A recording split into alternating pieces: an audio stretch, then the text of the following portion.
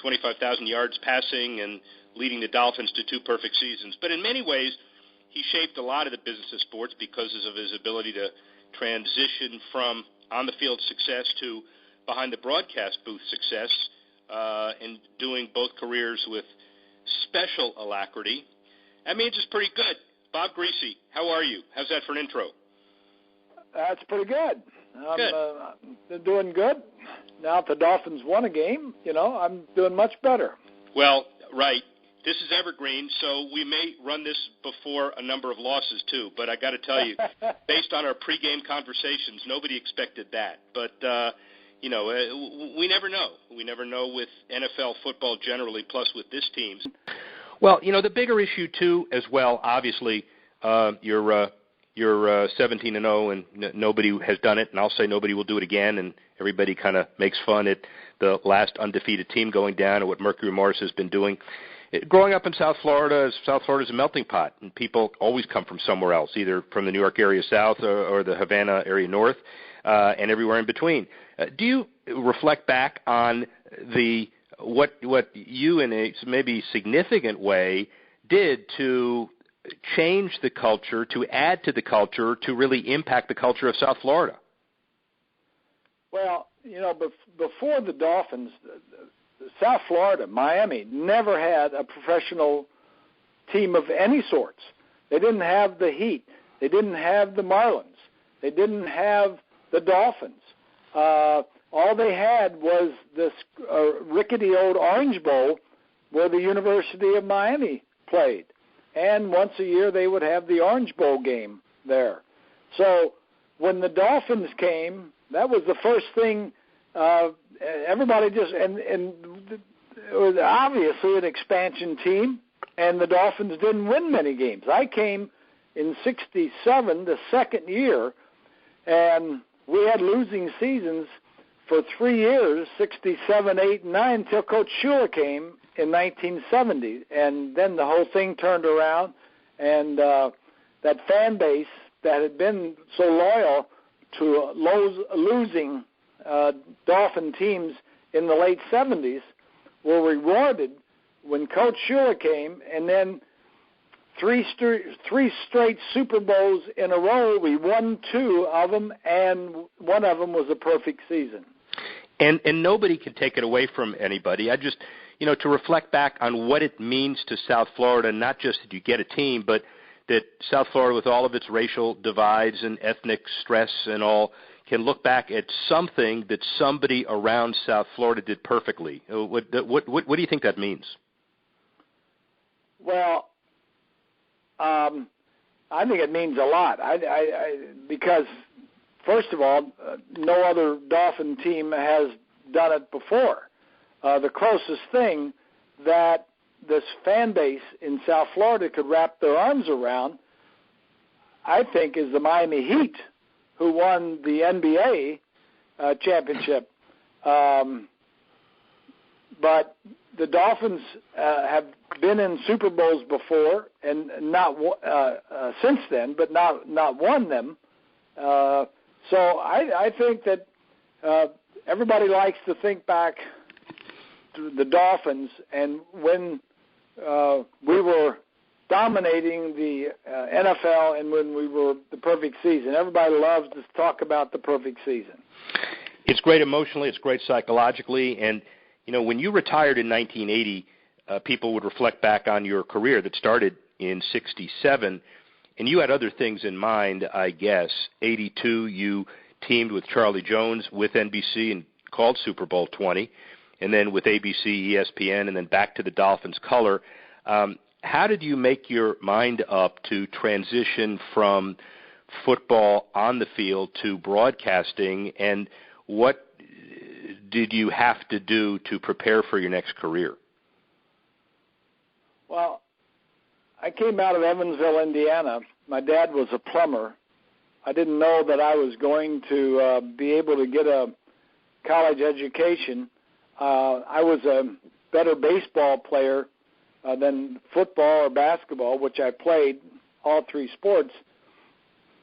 We were playing in the American Legion World Series in 1967, the year I went on and went to Purdue. And in the summer before I went to Purdue, a Baltimore Orioles scout comes and wants to sign me as a pitcher to a Baltimore Orioles minor league team. And I said, no, I'm going to Purdue. I'm going to get an education and go on from there.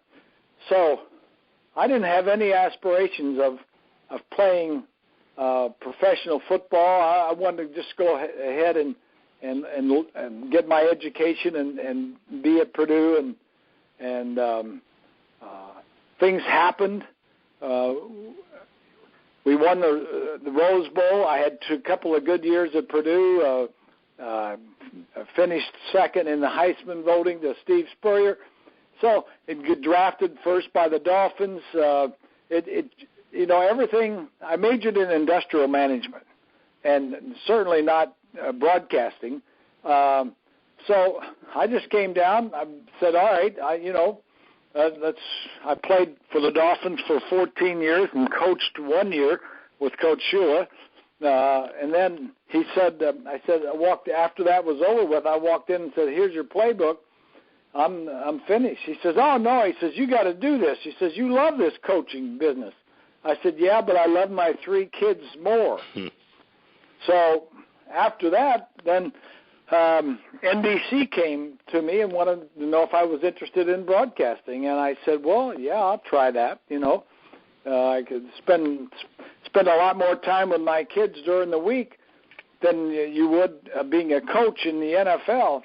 So that's how I got into it. And the first 5 years I did with NBC and did the NFL, and then the next 25 years I did college games, the first half with Keith Jackson and then Brad Nessler and then a whole bunch of other guys.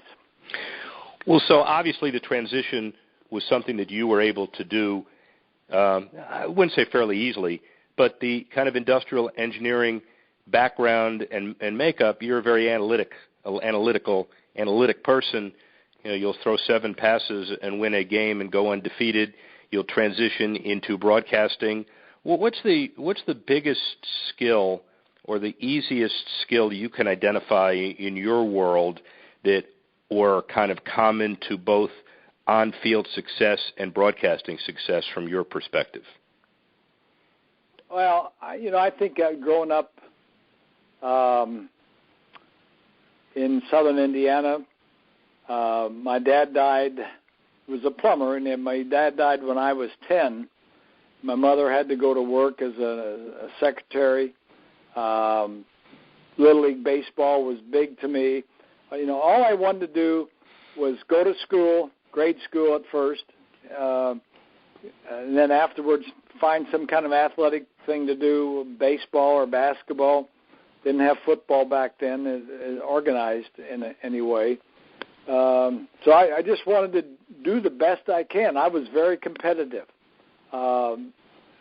Competitive on the athletic environment, and then also competitive in the classroom. I remember back in grade school, the teacher would stand everybody up in the back of the room, and we'd have a spelling contest. And I damn sure wanted to win that contest. Well, if you spelled a word wrong, you had to sit down, and I definitely was the last person standing more often than not. So I would say, the competition, the competitiveness, I wanted to do the best I can.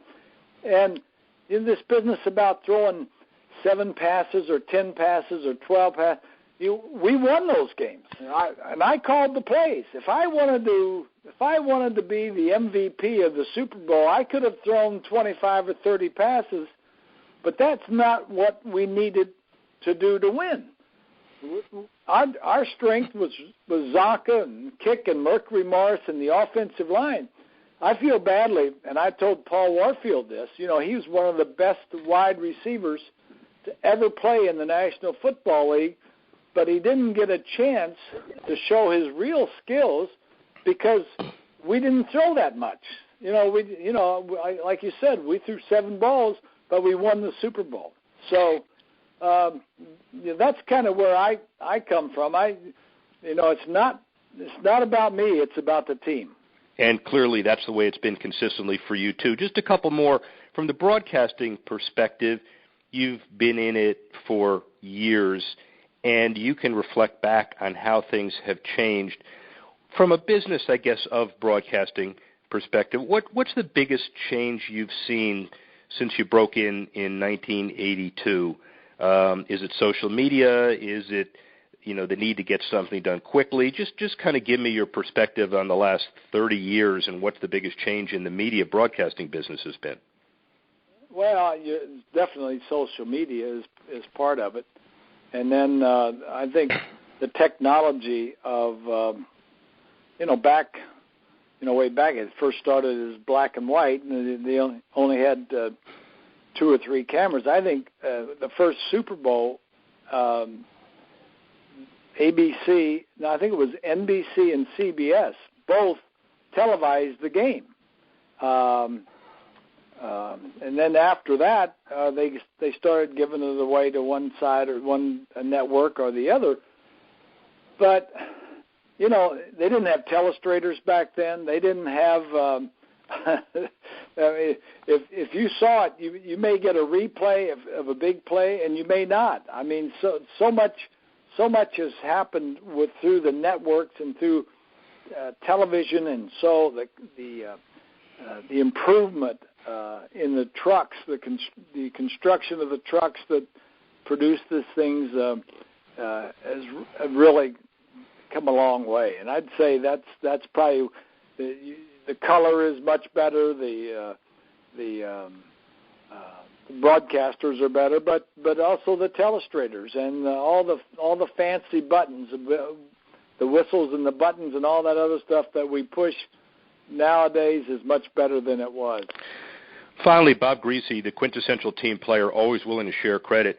How does it feel when you walk down the street and people remember and recognize your son for both on-field and broadcasting more than you? What do you really think of that? You proud of it, or you just want to beat the heck out of that? Of course, of course, I'm proud of it.